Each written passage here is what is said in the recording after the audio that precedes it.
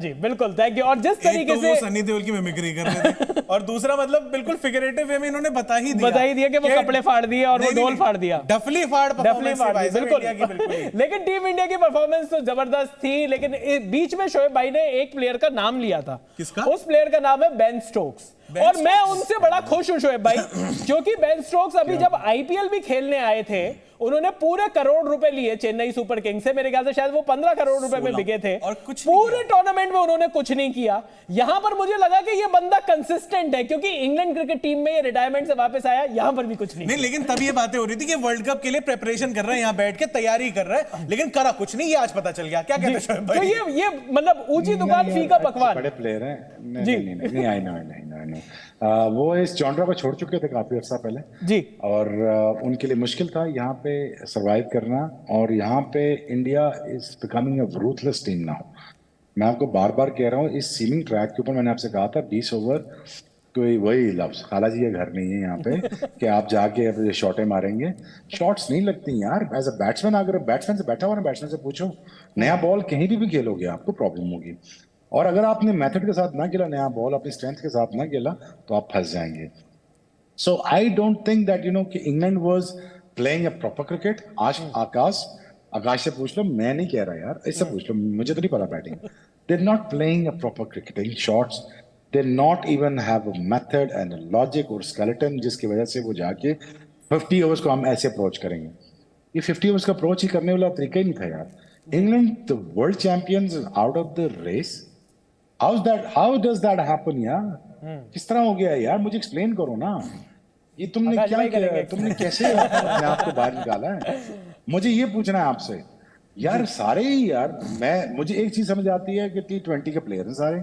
T20 ने इनको भी खा लिया है, जिस तरह इन्होंने हमें खाया ना T20 ने। मैं 2000 से कह रहा हूँ पाकिस्तान क्रिकेट इज डिटीरिएटिंग, और आप T20 क्रिकेट को स्क्रैप करिए, इस पर फोकस ना करिए, इससे पैसा बनाइए। फोकस ना करिए, फोकस फर्स्ट क्लास पे करें, लंबे ओवर्स पे करिए, लंबी बैटिंग पे करिए।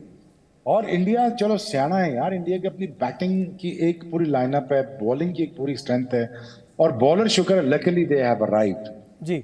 और Bumrah is leading the pack. यहां पे बुमराह और शामी को मारना क्या समझा था आपने कि इस इतने सीमिंग ट्रैक के ऊपर जो दो इतने अच्छे सीमर हैं, बेन स्टोक्स से नहीं लगनी थी जी। बेन स्टोक्स जो मर्जी कर लेता है, यहाँ शॉट्स नहीं लगनी थी आपको। दूसरा, I think Ben Stokes was not fit enough to perform. Great player, great guy, lovely person, और इसने बड़ी खिदमत है इसकी इंग्लैंड के लिए पिछले वर्ल्ड कप से लेकर टेस्ट मैचेस तक। I mean hats off to him. But I'm sorry, this not India में ही 4-5 छक्के खाए थे, मैं आकाश साथी थे उस वक्त, और यही वो इंडिया है जहाँ पे इनकी फॉर्म भी जा रही है। So India is not lucky place for him, just for me brothers, not for anybody else. एक बड़ा अच्छी बात है समथिंग कि क्या होता है कि ना, जब आप किसी को मारते हुए देखते हो, और ये T20 और बड़ी सही बात है कि T20 आपको ना वो आज़ादी देता है। 20 ओवर का मैच होता है, 10 विकेट होती हैं आपके पास, 10 में से ऑलमोस्ट 10 बार ये एक्चुअली पिच भी एकदम फ्लैट है, एकदम सीमेंट जैसी पिच हर कोई तैयार करता है, क्योंकि ये माना जाता है कि भाई जो T20 देख रहा है उसको चौके और छक्के देखना है, उसको बॉलिंग क्वालिटी देखने का कोई शौक नहीं है। ये मान के चलते हो आप। बॉलर का स्पेल ना 2 ओवर से ज्यादा होता ही नहीं, कितनी भी अच्छी डाल लो। यही जसप्रीत बुमराह, यही मोहम्मद शामी, आपको ना 12 गेंदें खेलनी है, जिसमें से आपके हिस्से में आती हैं ज्यादातर 5 गेंदें, 6 गेंदें। अब 6 गेंदों में आप बच के निकल लेते हो, निकलना आसान होता है। लेकिन जब 50 ओवर का मैच होता है, जब वो 4 या 5 ओवर का स्पेल होता है, और जब आप किसी को मारते हुए देखते हो ना, आज मैं बेन स्टोक्स को जब देखा तो एहसास हुआ कि ना मारते हुए क्यों बल्लेबाज मारता है। मारने की क्या वजह होती है? एक होती है कि बहुत कॉन्फिडेंट है बंदा, मारेगा और छक्के मारेगा यार, और दूसरी होती है कि ना जान निकली हुई है, ये जेल तोड़ के भागना चाहते हो, ये अब किसी तरीके से यहाँ से निकलना चाहते हो। जब आपने बेन स्टोक्स का वो ओवर देखा ना, जिसके अंदर ऐसा लगा टूरिस्ट वीजा पे आया बंदा, बैट और बॉल का कोई मतलब आसपास कोई लेन देन नहीं था, वो राहुल और शामी खेल रहे थे। उसके बाद जो शॉट मारा है, आई मीन अगर अगर बेन स्टोक्स ना हो, फॉर एग्जांपल ये कोई बच्चा कोई नया क्रिकेट खेलना शुरू करे और वो ऐसा कोई मैच, वर्ल्ड कप का पहला मैच खेल रहा हो, ऐसे हट के आपकी टीम 30 पे 3 लगी हो, ऐसे करके शॉट मार के डंडे पे मार खा के चला जाए, श्रेयस अय्यर हो फॉर एग्जांपल, आई मीन आज ना कपड़े फाड़ देते हैं कि आपको खेलने की तमीज नहीं है। आई मीन ये क्या तरीका है? आपकी टीम तो देखो कहां है, आपके 3 ऑलरेडी आउट हो चुके हैं, बॉल लेफ्ट राइट घूम रही है, अरे थोड़ी देर लड़ाई करो यार, बैट रखो, एज लग गया, डंडे पे लग गई, कोई बात नहीं। ऐसे हट के शॉट मार के आप आउट होके चले जाते हो ना, तो ये इंग्लैंड है जो माफ भी कर देती है, रिटायरमेंट से वापस भी बुला लेती है। वरना हमारा कोई खिलाड़ी या किसी भी देश का कोई भी ऐसा खिलाड़ी ऐसा शॉट मार के आउट हो जाए ना, तो फिर इतना क्रिटिसिज्म होता है कि वो ना निगलने नहीं होता, फिर रात को नींद नहीं आती और कई रातों नींद नहीं आती। तो मैं तो आई वाज वेरी सरप्राइज जिस तरीके से मैदान छोड़ के भागना है ये एक्चुअली मैदान छोड़ के भागना है, क्योंकि आपने लड़ाई की नहीं। लड़ाई करते अगली लगता, सर पे बॉल लगती, हाथ पे लगती, क्या पता आप निकल जाते। यही बेन स्टोक्स ने 2022 के वर्ल्ड कप के अंदर पाकिस्तान के सामने जब वो नसीम बॉलिंग कर रहा था ना, ऐसा लग रहा था हर बॉल पे आउट है, पर लप्पा नहीं मारा, ऐसे खड़ा रहा, कोई बात नहीं, शायद मैं टीम को ले जाऊंगा। आज वो काम नहीं किया, आज मैदान छोड़ के भाग गए।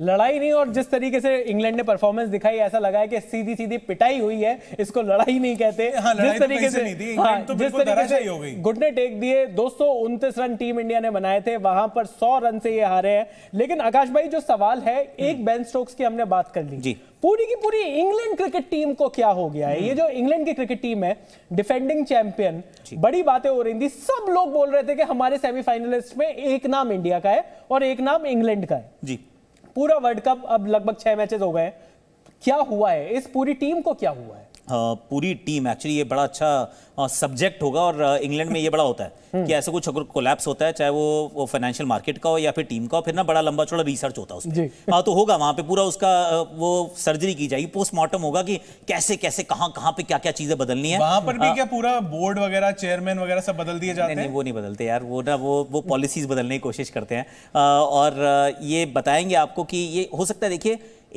एक अच्छा फेज होता है, उसके बाद ना वो फेज आउट करने पड़ते हैं आपको प्लेयर्स धीरे धीरे, और फिर नया ब्लड जो है उसको इंट्रोड्यूस करना पड़ता है। आई थिंक यहाँ पहुंच गए। बेन स्टोक्स को आपने रिटायरमेंट से वापस बुलाया, अभी एशेज हुई थी 2 महीने पहले, आपने मोइन अली को रिटायरमेंट से वापस बुलाया। तो आप ये ना एंड में बैंडेड लगा के चीजों को फिक्स करने का प्रयास कर रहे हो, तो बैंडेड से काम नहीं चलता है एक्चुअली। ये यहाँ पे शायद ना वो सर्जरी की आवश्यकता है। ये वर्ल्ड कप ये बड़े बोल नहीं है, आपको इनमें से कुछ लोग ना एक्चुअली इस वर्ल्ड कप के बाद इंग्लैंड के लिए खेलते हुए इस फॉर्मेट में दिखेंगे ही नहीं। Some stories are going to get over forever, कि वापस नहीं आएंगे। तो अब वहां अपने आप को ना वहां तक खींच लिया था, this was that final thing. अब यहां काम नहीं हुआ है तो फिर टाटा बाय बाय कहना पड़ेगा। और इस फॉर्मेट को, ये एक और चीज है, ये फॉर्मेट को ना सीरियसली ले नहीं रहे हैं देश। तो ये आप देखिए कि अगर पिछले 4 साल में या पिछले 2 साल में इंग्लैंड यहाँ पे सब कॉन्टिनेंट में सिर्फ एक बार आई थी, सिर्फ एक बार बांग्लादेश जाके खेल के आए, बाकी ना तो भारत में खेले, ना श्रीलंका, ना पाकिस्तान, कहीं नहीं खेल रहे। पाकिस्तान टेस्ट खेल के गए थे, वनडे नहीं खेले। तो फॉर्मेट को जब आप थोड़ा सा डिसरिस्पेक्ट करना शुरू करते हैं तो कई बार मुंह की खानी पड़ती है। तो ये दिख रहा है आपकी ना, ये टीम वो 50 ओवर क्रिकेट के लिए ना तैयार ही नहीं है। ये 50 ओवर क्रिकेट के लिए तैयार नहीं है। इंग्लैंड की टीम की मतलब बैटिंग इतनी खराब है कि आप खुद ही सोच लो, उनका बेस्ट स्ट्राइक रेट जो चल रहा है वो 170 प्लस चल रहा है। किसका?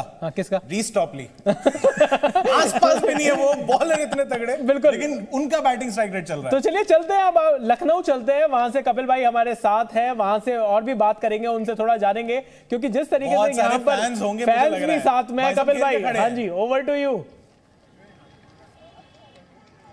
बिल्कुल चयन, फैंस का यहाँ पर एक ही बात बार बार कह रहे हैं वो कि आप हार्दिक पांड्या जब भी टीम में आएंगे आप मोहम्मद शमी को बाहर नहीं निकाल सकते हैं। और ये बात बार बार शमी एक स्टेटमेंट के तौर पर वो कह रहे हैं इस बात को लगातार अपने परफॉर्मेंस से कि कैसे आप उनको बाहर रख सकते हैं। और लोग तो ये भी कह रहे हैं कि दूसरा ओवर क्यों नहीं दिया, पहला ओवर क्यों नहीं दिया, आपने सिराज को पहले क्यों लेकर आए। शमी का अनुभव जो है वो वर्ल्ड क्लास है, उनको आप दूर कैसे रख सकते हैं। फैंस हमारे साथ हैं। कमाल की जीत, जब 229 बने थे थोड़ा डर लगा था, थोड़ा सा डर लगा था, पर हमें इंडिया पे पूरा कॉन्फिडेंस था और हम इंडिया को जज के चीयर्स कर रहे थे और बहुत एंजॉय कर रहे थे आज का मैच। तो ट्रॉफी आ रही है फिर? बिल्कुल आ रही है। चक दे इंडिया, चक दे। आप बताइए, कमाल की जीत। हमारी पूरी बॉलिंग बहुत ही अमेजिंग थी, हमें उनको अप्रिशिएट करना चाहिए, उनको चीयर करना चाहिए और उनको ऑल द बेस्ट करना चाहिए for all the upcoming games. और ये जो लखनऊ है ये तहजीब का शहर है, तो बड़े अदब से हरा दिया, प्यार से। हाँ, बहुत प्यार से मुस्कुराते हुए। 9 विकेट सर। आप बताइए क्या कहेंगे? शम्मी जी को हमेशा ओपनिंग बॉलिंग में लाना चाहिए, इनको बुमराह और शम्मी का कॉम्बिनेशन सबसे बेस्ट कॉम्बिनेशन। ये बात है, खिलाओ अगले मैच में। आप बताइए सर, सबसे इम्पोर्टेंट बात, इस बार वर्ल्ड कप भारत में ही है और आएगा। ईस्ट और वेस्ट